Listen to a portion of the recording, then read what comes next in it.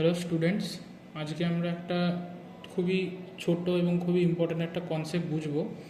তো কনসেপ্টটা হচ্ছে গেনের। তো গেন কি? গেন কিছুই না। গেন বলতে আমরা বুঝি যে কোনো একটা কিছুর ইনপুটে যেটা দিচ্ছি তার রেসপেক্টে আউটপুট কতটা আসছে সেটাই হচ্ছে গেন। গেন সব কিছুটি থাকে, যেরকম অ্যান্টেনার গেন থাকতে পারে, আমাদের বিভিন্ন যে অ্যাম্পলিফায়ার থেকে তাদের গেন থাকতে পারে। তো বেসিক্যালি এখানে যেটা লেখা আছে, গেনকে আমরা এ দ্বারা রিপ্রেজেন্ট করি। এখানে গেন বলতে যেটা লেখা আছে এটা বলতে পারি যে gain is the ratio of output to input, অর্থাৎ আউটপুটে কতটা পাচ্ছি ইনপুটের রেসপেক্টে। ঠিক আছে, কেউ যদি বলে গেন কি বা এ কি, তাহলে এটা হচ্ছে তার formula, output divided by input. আচ্ছা, তো গেনকে আমরা ডিবিতে কীভাবে কনভার্ট করব, অর্থাৎ ডেসিবেলে কীভাবে কনভার্ট করব, তো সেই প্রসেসটাই দেখবো আজকে। এটা খুবই ইম্পর্টেন্ট এবং খুবই একটা ছোট্ট টপিক ইলেকট্রনিক্সের। আচ্ছা, একটা কথা বলি, গেন হচ্ছে ইউনিটলেস হয়, তবে কিছু কিছু ক্ষেত্রে দেখা যায় যে গেনকে আমরা ডিবিতে মেজার করি।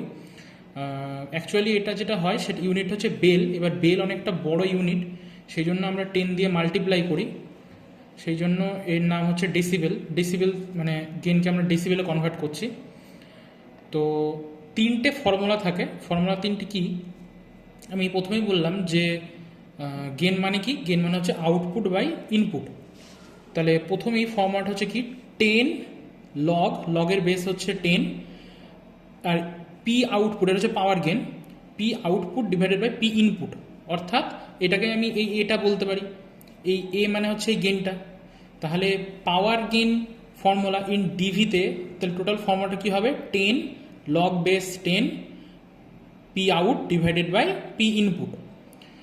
এবারে যদি এটাকেই আমি ভোল্টেজ গেনে কনভার্ট করতে চাই, তাহলে কি করতে হবে? আমরা জানি পি ইজ ইকাল টু কি, ভি স্কোয়ার বাই আর। তাহলে কি করতে হবে? এই 10-এর বেস 10 লগ তার বেস 10 কি হবে না, পি ইকুয়াল টু কি বললাম, ভি স্কোয়ার বাই আর। তাহলে ভি স্কোয়ার বাই আর, এটা হচ্ছে output V by input V.